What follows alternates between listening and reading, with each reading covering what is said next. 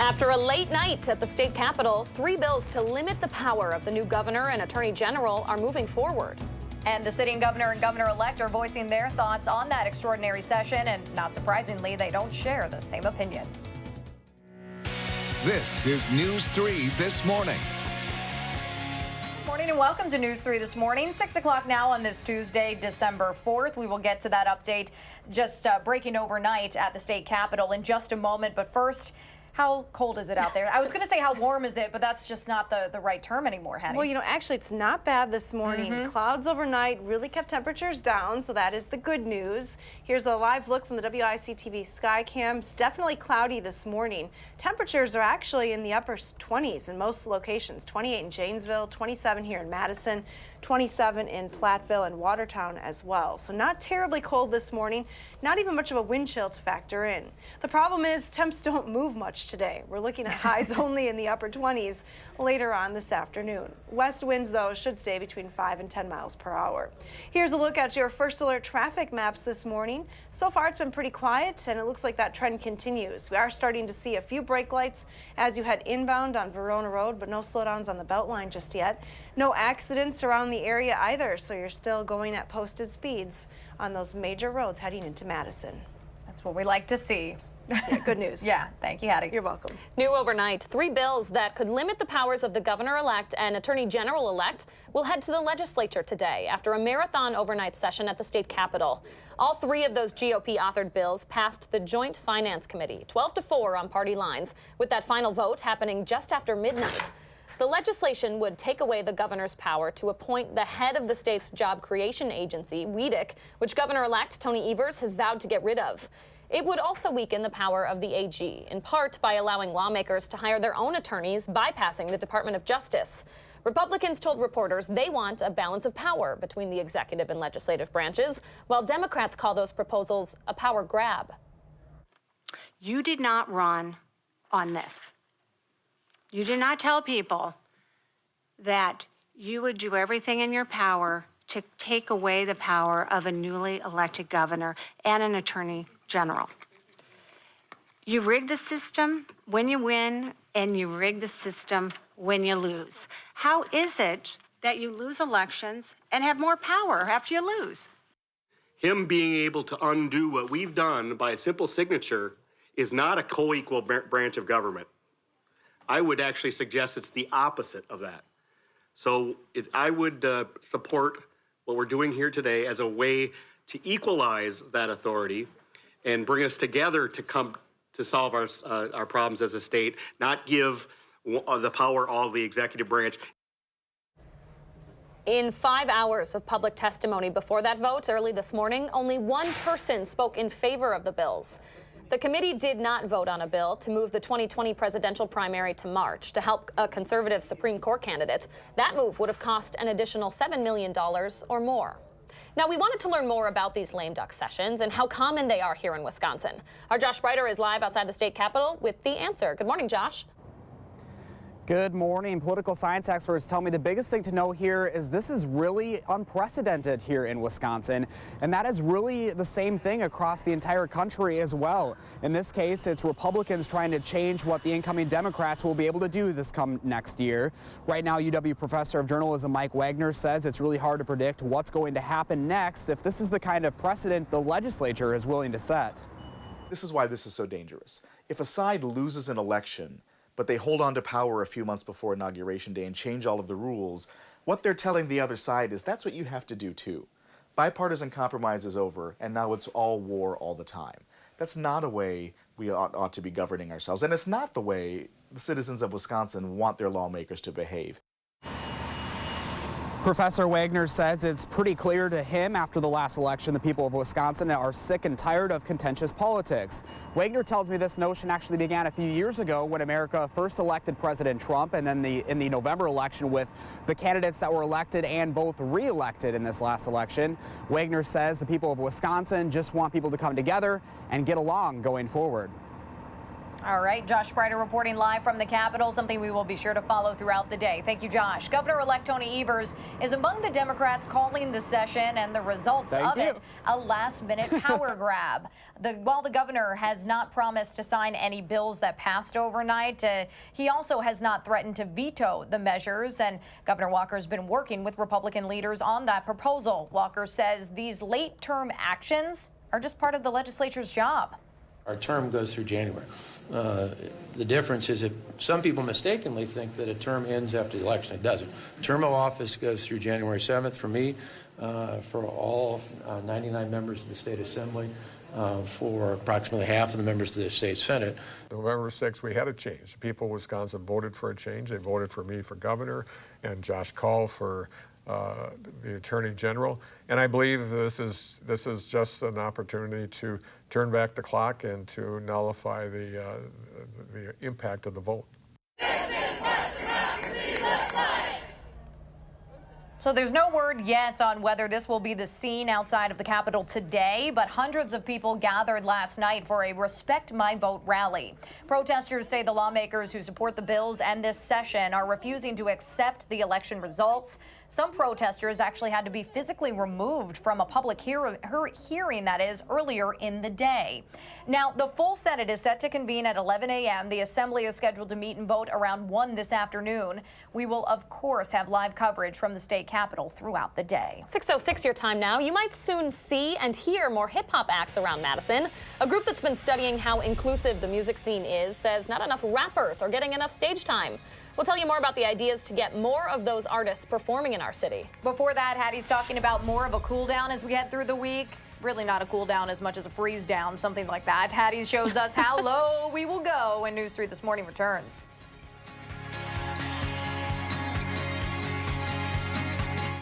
This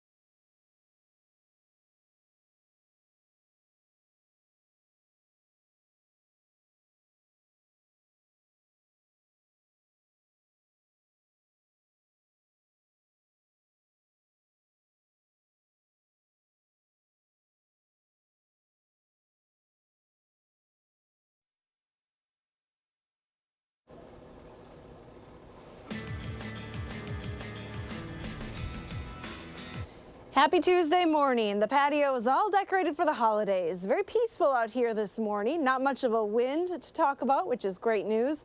Take a look at high temperatures yesterday across the region. It was a little breezy yesterday, so it didn't even feel like it was in the 30s in most spots. Felt more like it was in the 20s. And speaking of 20s, that's where we'll be today.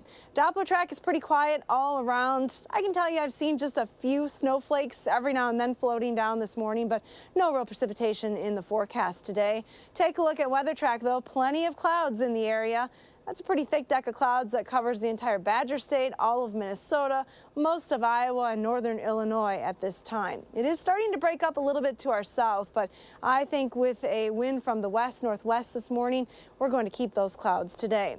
Temperatures here in southern Wisconsin are in the upper 20s in most spots. 27 in Madison, 28 in Janesville, 27 in Platteville, and 28 in Prairie du Chien. It does get a little cooler to the north with 25 in the Dells and 22 in Camp Douglas. Here's our almanac for the day, though. Normal high is 34. Once again, we're falling short of that, 29 degrees. Do you remember last year? I don't remember this, but it was 61 degrees on December 4th last year. Quite a record there. Here's a look at our temperatures across the upper part of the country. Minnesota looking at teens this morning. Mid-20s, though, across Iowa. As I mentioned, temps in the upper 20s here in Madison. We have really not much of a wind to factor in, though, so wind chill is going to be pretty close to the temperature through the day. It'll feel like it's in the 20s most of the day. Your future track forecast model has mostly cloudy skies this morning. Temperatures will climb just a couple of degrees. We're looking at 29 later on this afternoon. Future track is trying to wring out a few flurries from the clouds. Well, that's possible. Most areas will likely stay dry.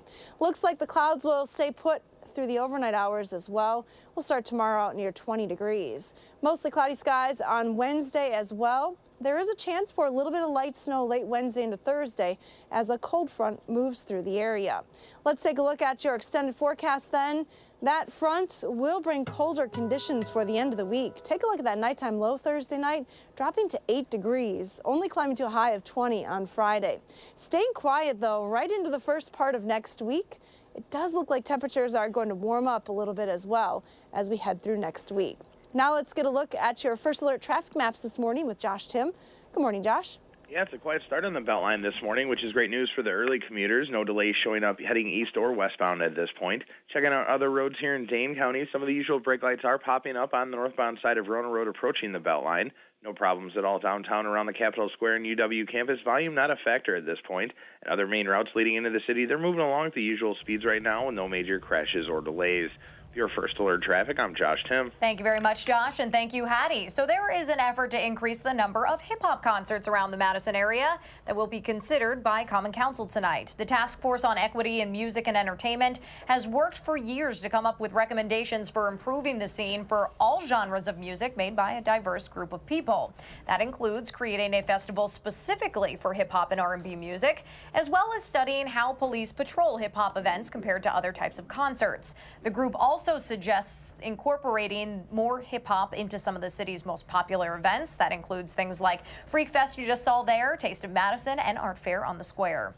There's also a push to add a full-time city staffer committed to promoting equity in the arts and getting more anti-bias training for music venue staff. The city could soon start taking proposals from businesses or nonprofits interested in taking over space at the top of State Street.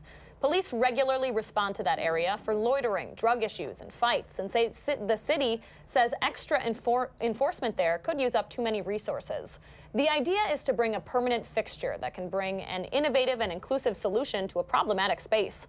Common Council is set to approve a request for proposals at its meeting tonight. 39,000 or so UW system employees across the state could get a bigger paycheck over the next couple years. Under a proposal being considered by the Board of Regents, those workers would receive 3% annual raises over each of the next 2 years. Now, both the board and the state legislature would have to approve that plan. Given the in-state undergraduate tuition freeze expected to go through 2021, the UW system is asking the state to cover all of that pay hike instead of the usual 70%. UW system president Ray Cross says reinvesting in faculty and staff will ensure that the universities are retaining high-quality employees. He says salaries for professors at UW-Madison are 10% below the median pay compared to similar institutions. UW-Madison is joining more than 100 other college campuses across the country to try and make the university more accessible to anyone who wants to go there. The goal is to close the achievement gap here in Wisconsin and beyond, and to hand out hundreds of thousands more degrees over the next decade. There are a number of efforts already happening to achieve that, including Bucky's Tuition Promise, which guarantees 4 years of scholarship for students from low-income families and help for first-generation transfers to UW. Nationally, the group of universities hopes to enroll 3 million students who otherwise might not have gone to college. A recent report ranks Madison as one of the best places in the country to start a business. And tonight, you can learn more about how you can get involved in the city's startup scene. That report puts Madison at 14th in the world for venture capital deals per capita. And tonight, Starting Block Madison is hosting an informational session for anyone looking for a fresh job opportunity at a startup or for anyone trying to start their own company. They'll talk about some of the benefits of joining a business accelerator, like helping to secure investors.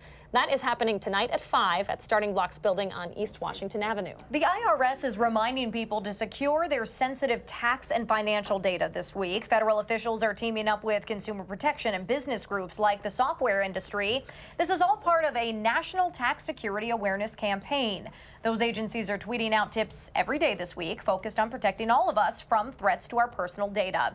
They have information on security software and strong password suggestions, plus common tactics identity thieves use to lure us in. All you have to do is follow the handle on your screen there. That's at IRS Tax Security on Twitter for more of those tips. 6:16 right now. We know we had a pretty wet few months to deal with late summer into early fall, but Chris Reese is in to let us know how close to normal everything was this autumn as we prepare for winter. And if you ask the thermometer, winter's already here. Hattie's got what you need to prepare for the rest of the day, including how many layers to put on the kids when News 3 This Morning returns.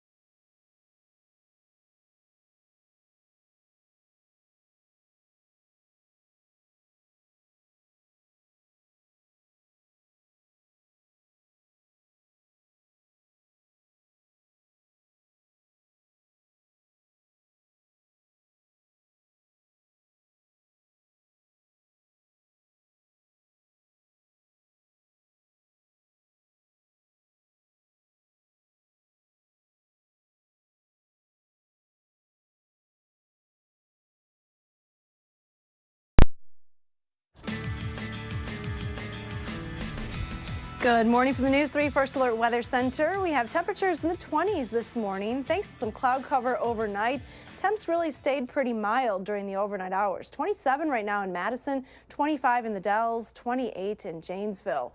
Not much of a wind chill either this morning, so it actually feels pretty nice outside.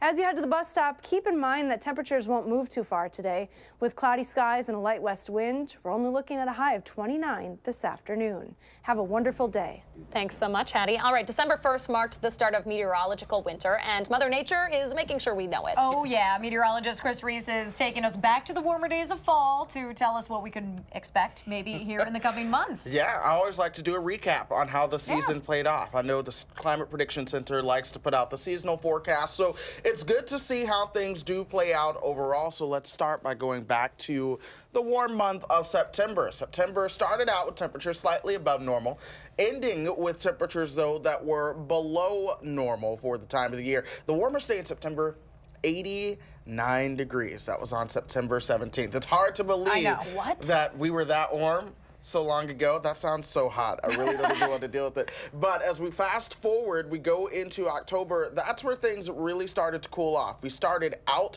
with temperatures that were about 10 degrees below where they should have been for this time of the year, ending with temperatures slightly above normal on October 31st. But that was a warm-up ahead of another cool down as we worked our way on into November. We got a trace of snow, so we were slightly below average going through October.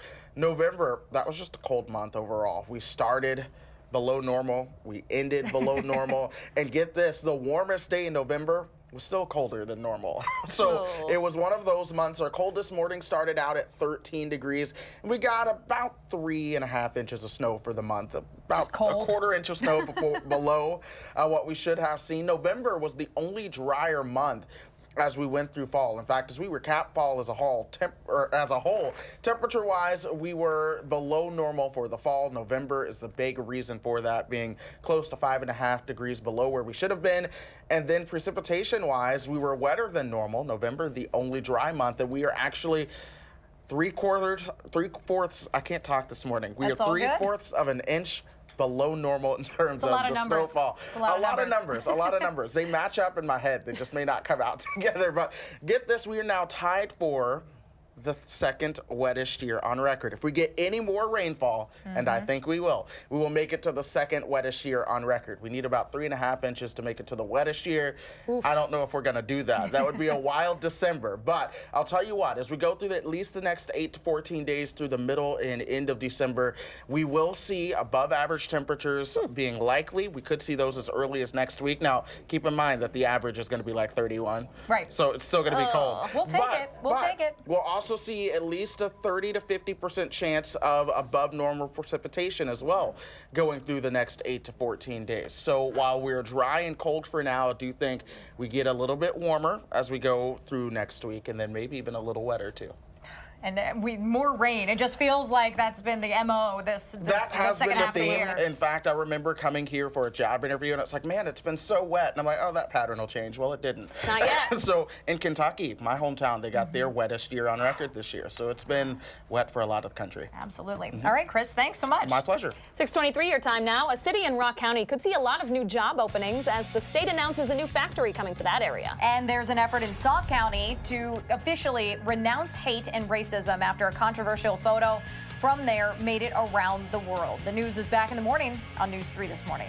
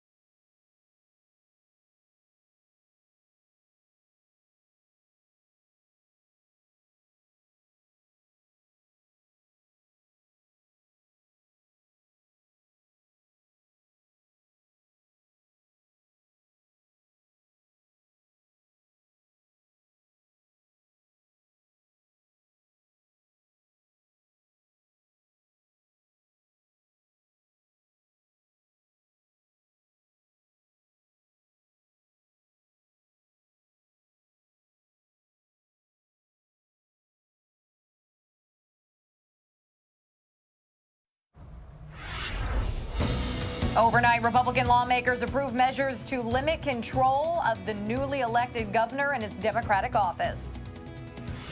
So how common or uncommon are lame duck sessions in Wisconsin? I'm Josh Butter, live at the state capitol with why political experts say this could shape the way of Wisconsin's future. This is News 3 This Morning. Good morning and welcome to the final half hour of News 3 This Morning. It is now 6:27 on this Tuesday, December 4th, and we are bracing for single digits later this week overnight. Yeah, you better saddle up and get ready because the rest of the week looking pretty cold. We're looking at 27 degrees right now. Hattie, how are we looking for the rest of the day? Not bad today, but it is a little colder than normal. Temperatures in the mid to upper 20s, though, in the morning. Actually, pretty nice, especially when you figure there's not much of a wind as well. Take a live look outside the WISC-TV sky cam.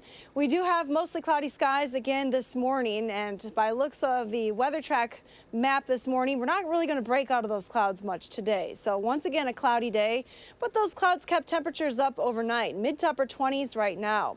The problem comes, though, when you look at the forecast for the day. As you head out the door, keep in mind that temperatures aren't going to warm much today. Upper 20s is all we can expect this afternoon. Here's a look at your first alert traffic maps. We've had quiet weather and pretty quiet traffic conditions so far this morning. A few brake lights on Stoughton Road as you approach the Beltline from the north. Otherwise, no accidents in the area.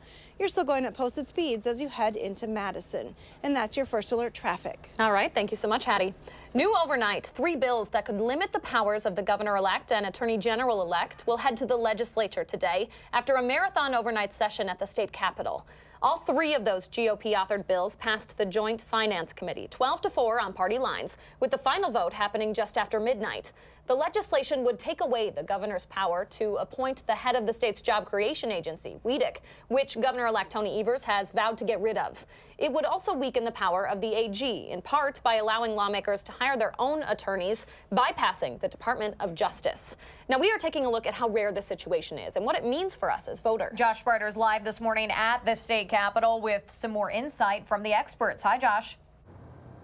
A lame duck session. It's a mouthful to say, but I found out it's pretty simple to understand, and it's actually unprecedented here in Wisconsin. Democratic Governor-elect Tony Evers calls the lame duck session an attempt to invalidate the results of November's election. And Republican leaders say it's about balancing government and making sure the legislature is on equal footing with the governor's office. But there are some who believe Republicans are trying to strip the power away from the Democrats before they take office in early January.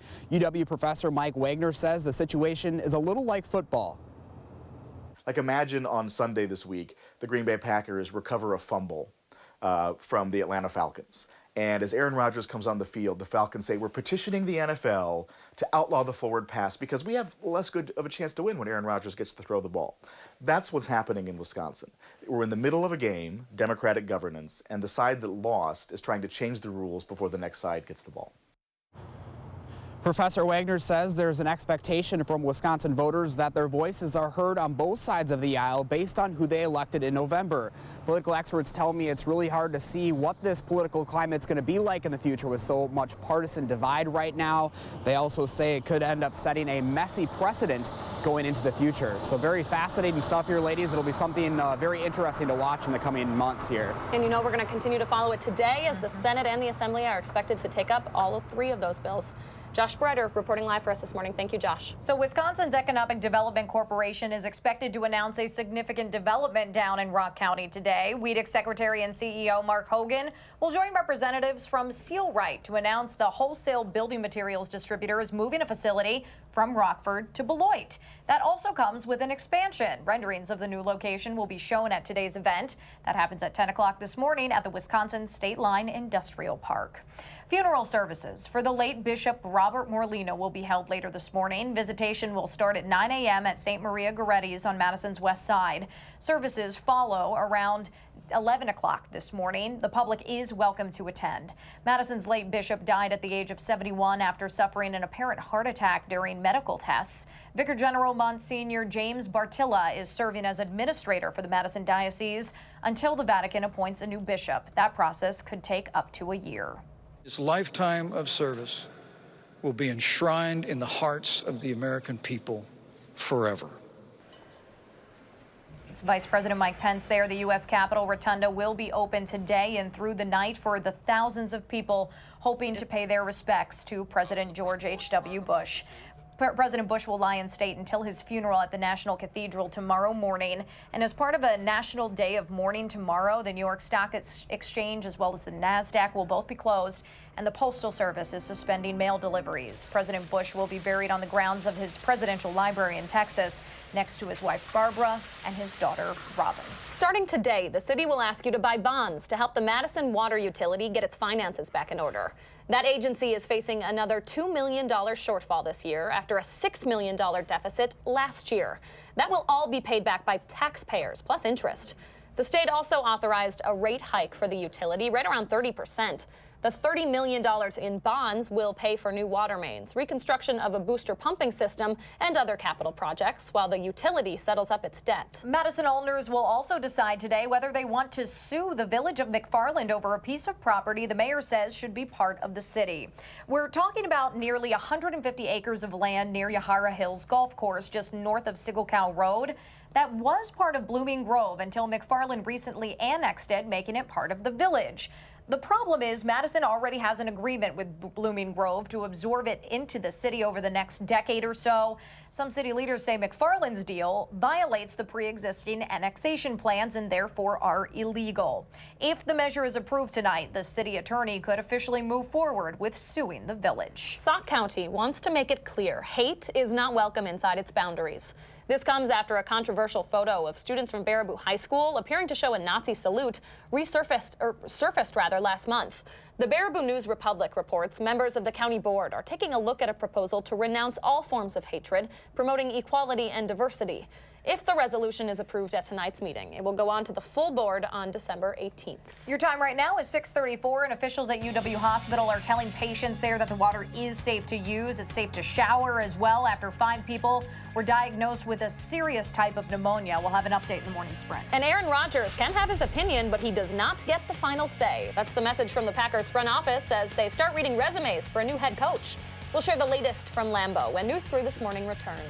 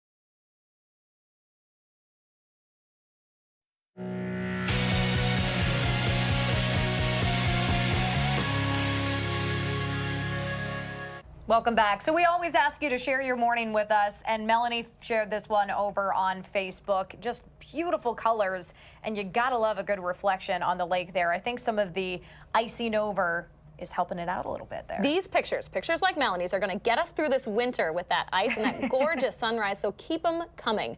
Thanks for sharing, Melanie. What does your morning look like? Take a picture, post it on our Facebook page or on Twitter, and use the hashtag MyNews3Morning. Danica and I share our favorites right here on the program. All right, we could use some good news in the Wisconsin sports world. So after starting the year outside of the top 25, the Badger men's basketball team is quickly climbing up the ranks.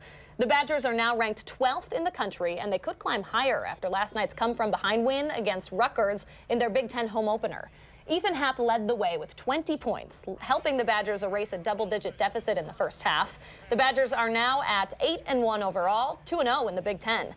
Next up, the big in-state rivalry game against Marquette. Tip-off for that game is set for 4 on Saturday afternoon at the new Fiserv Forum in Milwaukee.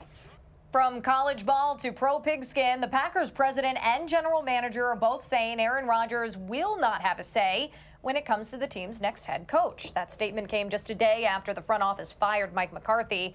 Now, while Rodgers is free to share his input, the executive said he will not be actively involved in the process. They added offensive coordinator Joe Philbin will be the interim head coach for the rest of the season. And there is another big announcement at Lambeau Field today, but it might have to do more with the name McCartney instead of McCarthy. The Packers aired this video on the big screen during Sunday's game, teasing a major announcement for today. It says in 2019, he will finally take the leap. Now, it didn't specify who he is, but you can see in that video, it showed the back of Paul McCartney performing in concert. If McCartney is coming to Lambeau, it won't be his only stop in Wisconsin next year. He's also scheduled to play the Kohl Center in Madison in June. Now, Lambeau hasn't hosted a concert since Billy Joel played in the stadium back in 2016. The hair gives him away. It does. It's pretty obvious. That Beatles hair right there. 6:39 right now. We will be lucky to touch 30 this week. There's not any significant snow or sleet to talk about, so that's good news, but the clouds will probably stick around. Quiet but cold is what Hattie is delivering in her first alert forecast. That's next. But first, it's December 4th. We want to say happy birthday to Everett, Ansi, and all of the kids turning 3 today. Thanks for celebrating with us right here on News 3 This Morning.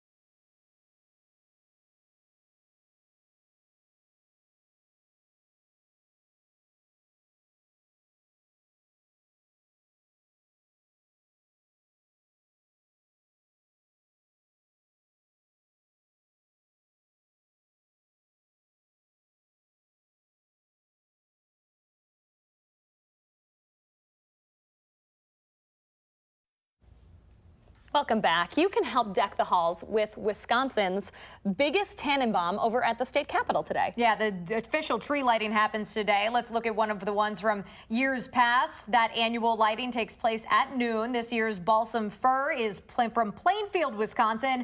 It stands almost 40 feet tall. You may remember it was cut down from somebody's front yard. This year's ornament theme is Wisconsin's Dairyland. Students from across the state are still invited to send their decorations for the tree as well. The lighting ceremony is free and open to the public. It happens in the Capitol Rotunda. All right, 27 degrees out right now. The needle not going to move much at all this week. But how long will it take for Lake Mendota to freeze over? Not quite yet, by the looks of it this morning, but the Clean Lakes Alliance is accepting your guesses right now. The first person to correctly guess the official date is going to win a $1,000 gift card to Land's End.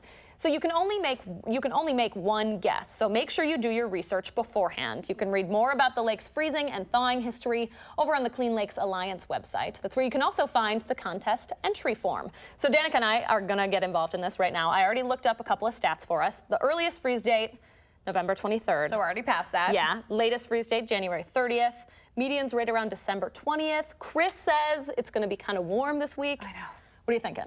You know, it's always a crapshoot. It's like doing a snow bet. My family does snow bets back out east, and it's like you just never know each year, right? And I have the worst luck. There is no way I'm going to get this right, but I'm going to go with January 2nd. Okay. All right.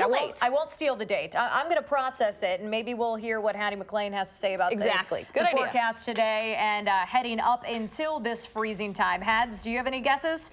Well, I think we're definitely going to be adding some ice to the lake over the next couple of days. If you look at this high temperature trend, it's definitely going downward through the rest of this week. So nothing really above freezing. That would mean more ice forming on the lake. It does warm up, though, next week. So we could be pushing that freeze date back just a little bit this year. We'll have to see how things play out. Here's a look at our official start to winter, though. Even though it's been feeling like winter pretty much all through November, winter officially starts in about 2.5 weeks, 4:22 p.m. Get the party planning going right now. It's the day of the year with the least amount of daylight, so the shortest daytime hours. Sun's directly over the Tropic of Capricorn, and the North Pole is tilted away from the sun. Now, here's a look at future track. It will feel like winter for all practical purposes today. Take a look at what's happening. Just a lot of cloud cover across the western Great Lakes region. High pressure down to our south and west is going to keep things relatively quiet. Lighter winds today than yesterday, but still those clouds lingering. As we head through the day tomorrow, a cold front begins to drop southward out of Canada. That may generate a little bit of light snow. I think the models are actually forecasting a little bit more snow than I think is possible, but we may see some flurries late Wednesday into Thursday as that front passes. Northerly winds behind this front will signal a bit of a cool down as we head through the rest of the week. There are some flight delays, though, on the map. Some delays in Indianapolis as well as Louisville this morning, so keep that in mind if you are traveling. The rest of the country, though, actually looking pretty good right now. No other delays reported. The forecast looks pretty dry for the lower 48 today. There is a storm system moving on shore, bringing some rain late in the day to San Francisco. Otherwise, the only other spot with precipitation is in Florida, where Miami looks to see some showers and thunderstorms. Just cold, though, and dry for the northern tier of the United States. Here's a live look from the Edgewater Skycam. Once again, a pretty quiet start to the day this morning. With clouds in place, we're still in the 20s. It actually doesn't feel that cold outside this morning, and consider there isn't much of a wind, so no real wind chill to factor in. The wind chill numbers are actually pretty close to the actual temperature. Your pinpoint city forecast highs today: 29 in Fort Atkinson, 29 in Milton. Middleton stops at 29 as well. Cloudy skies in the forecast all across the region, 27 in Muscoda as well as Richland Center. And then as we head to the north, we're looking at mid-20s there, 26 in Baraboo as well as Mauston. Here in Madison, we have high temperatures today in the upper 20s, just a couple of degrees warmer than where we are right now. We're at 27 degrees. Our forecast then, as we go through the rest of the extended time frame after that chance for some flurries, does keep things pretty quiet. We'll at least have some sunshine heading into the upcoming weekend. Here's a look at our pet walk. Juliana waiting patiently by the decorations. I think she wants to climb the tree. Oh, yes, that is definitely. At first I was like, oh, for Santa. No, she's just waiting for mom and dad to leave so she could scale the tree. That's true. You Knock guys down know your all cats. the ornaments on there. Thanks so much, Addie. You're welcome. Morning Sprint's coming up next right here on News 3 This Morning.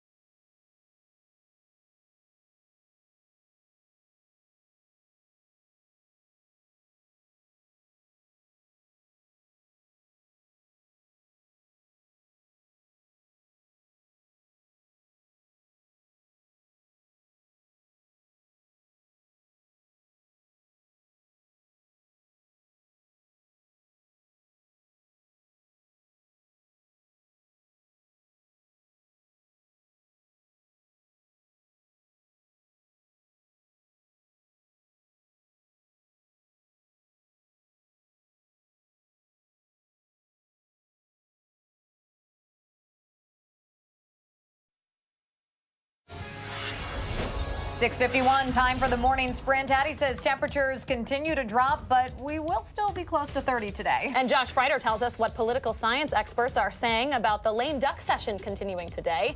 We're going to start with that lame duck session and the 3 bills headed to the Senate and Assembly today to limit the power of the governor and attorney general elects. In a marathon session last night, those GOP-authored bills passed the Joint Finance Committee 12-4 on party lines. Republicans told reporters they want a balance of power between the executive and legislative branches, while Democrats call the proposals a power grab. In 5 hours of public testimony before that vote early this morning, only one person spoke in favor of the bills. I am so incredibly impressed that the people of this state who got no notice really as to the shenanigans that you all were pulling showed up here today and waited hours to testify. And that's really the face of democracy. These bills are the face of despotism. We realize that we are setting a precedence here and making changes that are going to affect future Republican governors as well. But it puts us on an equal playing field as the legislature, to sit at the table and negotiate with the executive branch. And I think that's a positive step for the state of Wisconsin. I'm Josh Breiter live at the state capitol this morning, where many political experts worry this session will set a new normal and not necessarily a good one. They say this lame duck session is unprecedented in Wisconsin and across most of the country as well. UW professor Mike Wagner says this may end up setting a new precedent, though, with Republicans possibly opening the door to Democrats doing this sometime in the future, too. He believes this could open up the door to some messy transitions of power down the road, and it's really hard to predict what's next. Josh, thank you. The Joint Finance Committee did not vote on a bill that would move the 2020 presidential primary to March. That would presumably help a conservative Supreme Court candidate in that election, but would cost at least another $7 million. The committee did approve a bill to narrow the window for early voting to 2 weeks, which could affect voter turnout. The full Senate is meeting today at 11 a.m., and the Assembly is scheduled to meet and vote around 1 this afternoon. We're going to continue to have live coverage from the state capitol throughout the day on News 3 and over on channel3000.com. And our forecast today calls for cloudy skies. Here's the view from the Queen Bee Radio Skycam in Platteville this morning. Definitely cloudy there. We have temperatures that will climb only a couple of degrees over the next 12 hours. We're looking at highs in the upper 20s with a light west wind. All right, thank you, Hattie. We have some good news to pass along this morning. The silver alert for a missing Beloit man has been canceled. 86-year-old Roger Willing was found safe overnight. His wife reported him missing when he went to Madison yesterday afternoon and didn't pick her up from her doctor's appointment.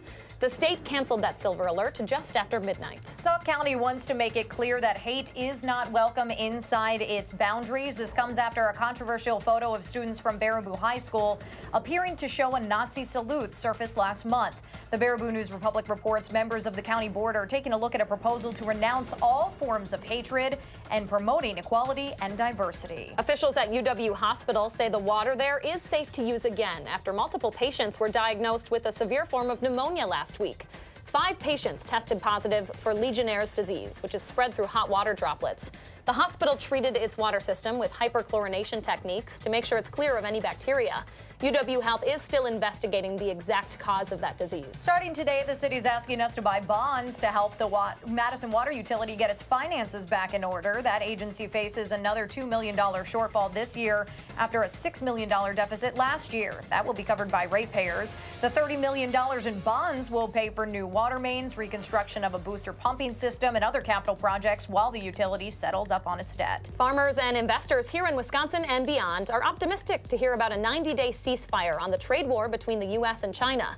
The two countries came to that agreement over the weekend at the G20 summit in Argentina. The U.S. will delay new tariffs on Chinese goods for 90 days, and in exchange, Beijing will reportedly give more American companies access to Chinese markets. The U.S. Capitol Rotunda is open to the public through tonight for the thousands of people hoping to pay their respects to President George H.W. Bush. The 41st president was 94 years old when he died. He'll lie in state at the Capitol until his funeral at the National Cathedral tomorrow morning. As part of a national day of mourning tomorrow, Wall Street will be closed and the post office won't make any deliveries. Flags here in Wisconsin will fly at half staff as well in honor of Mr. Bush. Funeral services for the late Bishop Robert Morlino will be held later this morning. Visitation will start at 9 a.m. at St. Maria Goretti's on Madison's west side. Services follow around 11. The public is welcome to attend. Madison's late bishop died at the age of 71 after suffering an apparent heart attack during medical tests. All right, 6:56 right now. Let's turn it over to Josh Tim one more time with a look at your First Alert traffic. Hi, Josh. Yeah, still moving all right on the Beltline so far, although that westbound side is beginning to pick up between Stoughton Road and John Nolan. Inbound John Nolan not looking too bad right now. A few brake lights near the Rimrock and Nolan Avenue intersections moving into downtown. Other main routes, including the interstate, though, they're moving along in the posted speeds right now with no major crashes or delays. Your First Alert traffic, I'm Josh Tim. Thank you, Josh. And it's a cloudy start today, but we have no issues with visibility this morning, just clouds through the day and cool conditions. Here's a look at your day planner temperatures. Mid to upper 20s all day today, a high of 29 here in Madison. Temperatures, unfortunately, aren't going to warm up much this week. We're actually going in the wrong direction. We'll have highs only in the low 20s on Friday after starting out in the single digits that morning. Ooh, it is cold, but not too bad. You could get outside, maybe hang up your Christmas lights, or check out the Christmas tree lighting down at the Capitol this morning. You're taking a live look right there. And of course, make sure to download our First Alert weather and traffic app to keep an eye on the forecast this week and beyond. Thanks so much for joining us for News 3 this morning. We'll see you back here tomorrow. Making plans that are weather dependent? Get an accurate 12-hour, even a 10-day forecast. Download the Channel 3000 First Alert weather app and start planning.